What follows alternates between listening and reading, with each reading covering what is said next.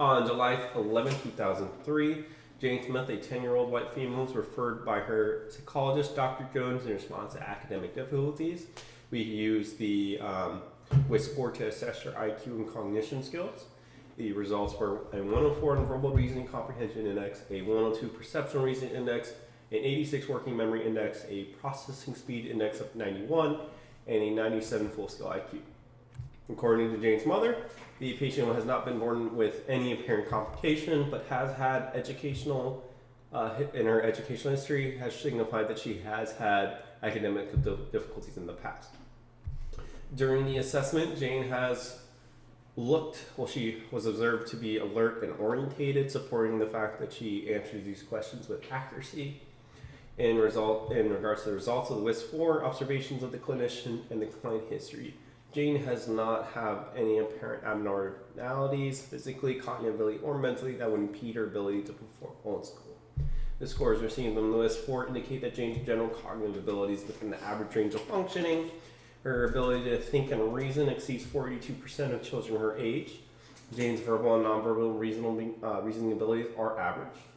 In accordance to the verbal comprehension index, her scores are average. Jane's nonverbal reasoning abilities were above 55% of her peers. These results did not translate onto subtests that would indicate that she has less developed abilities in this domain. Jane scored above 18% of her peers in the working memory index. This indicates that Jane's ability to sustain focus, concentrate, and exert mental control are relatively weak compared to her fellow peers. Weak mental control can be proved to make processing complex information difficult, and this could be a reflection onto her academic difficulties that she's currently experiencing. This assertion that I make is supported by a previous statement from her teacher and her observations in class.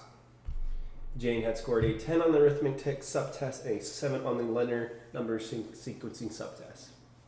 These are two tests that require concentration and mental control. Jane's processing abilities in regards to her processing speed is average.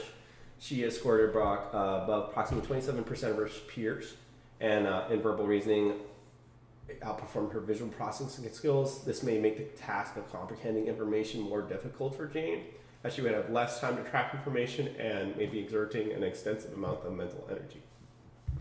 Jane's best scores achieved on the matrix reasoning subtest, and her lowest scores on the block design subtest.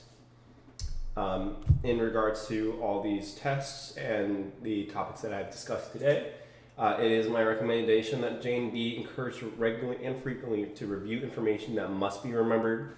The caregivers and school facilitators should be inclined to review and find interventions that provide a positive reinforcement.